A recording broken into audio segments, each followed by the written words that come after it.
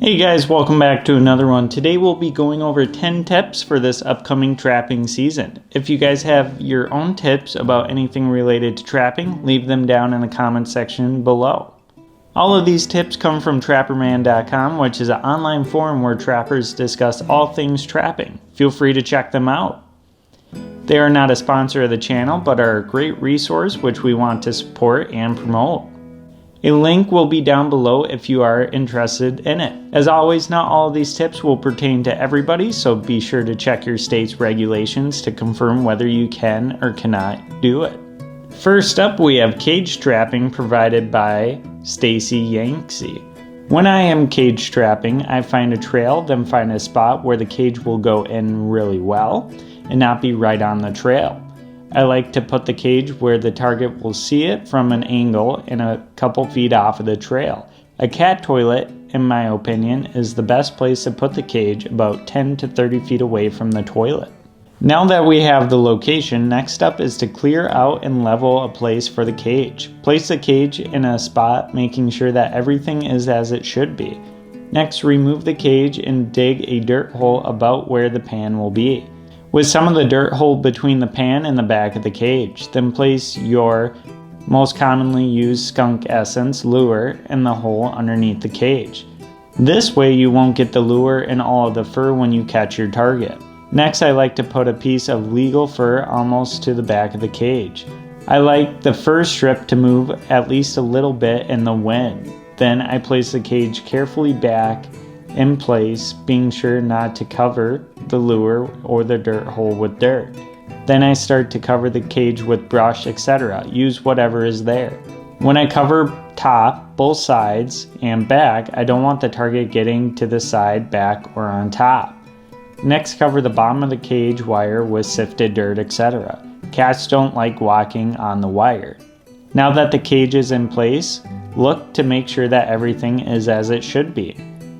Next, find a suitable place within 3 to 10 feet of the cage and about 6 feet high and tie a flag. Typically, she likes to use surveyor's tape tied in a bow with about a foot of a tail hanging down. That way the target can see it from a distance, make one last visible check, and the cage is ready. She uses cage sizes 8 by 18 by 36, 10 by 18 by 36, 12 by 18 by 36. She has caught the same amount of cats in each one.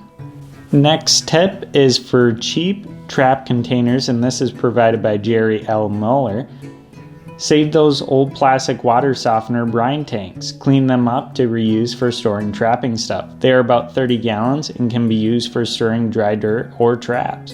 They come with a cover to keep out the water or vehicle smells or whatever. They are an odorless plastic and are ideal for this purpose as they are usually free. In an open truck, you can tape the cover with duct tape to keep it from coming off. Another tip from the same person is a homemade boot dryer. A boot dryer that I have made using 1.5 inch PVC pipe. Cut a piece about a foot long and put it in a workbench vise. Glue a T onto this pointing up. Glue another 6-inch piece horizontal into the T and put an elbow on the end while it pointing up as well. Cut 2 pieces about 18 inches to 24 and glue on the top side of the T and the top side of the elbow. Cut the top end of each of these pipes at a 45-degree angle in the direction of the toe that the boot would be. Finish it by putting a rubber plumbing connection with hose clamps on the bottom of the horizontal piece and hook up your wife's hairdryer to it. Works good for any boots, usually has a temperature adjustment and can be used from one year to the next. I used a hairdryer that my wife wouldn't want anymore. Also works good for drying some fur and costs a fraction of what commercial made boot dryers do. Another tip is for removing skunk odor. Use the following ingredients: 1 quart hydrogen peroxide, 1/4 cup of baking soda, 1 teaspoon liquid dish soap. Mix all these ingredients together in a plastic bucket. Use a sponge or cloth to wipe the animal. Can do the inside of the mouth but keep out of the eyes. Mix as needed but don't store well after mixing. Next up, for treating snares, the tip is provided by Ranger.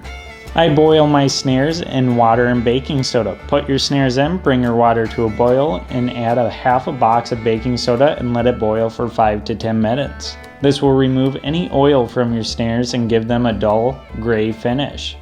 If you guys enjoy these types of videos, hit that like and subscribe button. It lets us know that you enjoy these and helps us create more of them.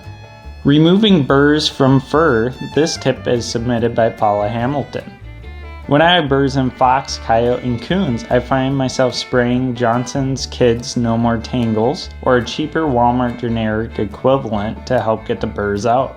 Just spray some of the fur where the burrs are and let it sit for a couple minutes, then comb it out. Most burrs will slide right out. Next up is treating conibears. When painting or dipping conibears, it's a great idea to put a piece of tape around the jaw where the dog will connect when set. Then remove the tape after the dip or paint is dry. Also remove any dip or paint from the notch on the dog. This will prevent the conibear from being too sensitive. Speed dip. When using speed dip, substitute Coleman lantern fuel for gasoline and the drying time will be greatly reduced. To remove speed dip, soak in mineral spirits and use a wire brush to remove. Anytime gasoline, lantern fuel, and mineral spirits are used, do so outdoors so the fumes and keep it away from sparks, flames, or heating elements. Fixing leaky boots. If you have leaky boots, hip, knee, or waders, just fill with water and find the leak. Mark the leak, then empty water. I use shoe goo. It is found in hardware stores or home centers. To dry the inside of your boots, fill with kitty litter. Kitty litter also dries one's boots when an unexpected step is made. This tip was submitted by Wetfoot. We also recently opened up our merch shop and have many cool designs and apparel to choose from, so be sure to give that a look below the video. Ornery coon set. Ever have coons that keep robbing your pocket sets by flipping up traps or not even touching the trap? Well, here's an idea to help. The set where coons have been robbing blind, it is a good idea to set 1 to 2 trail sets on either side of the conibear. Foothold or snare 4 feet away from the rob set and you'll be able to nab that thieving coon. This tip was submitted by Sniper Triple B. Thank you for watching this video of outdoor experiences. We'll catch you on the next one.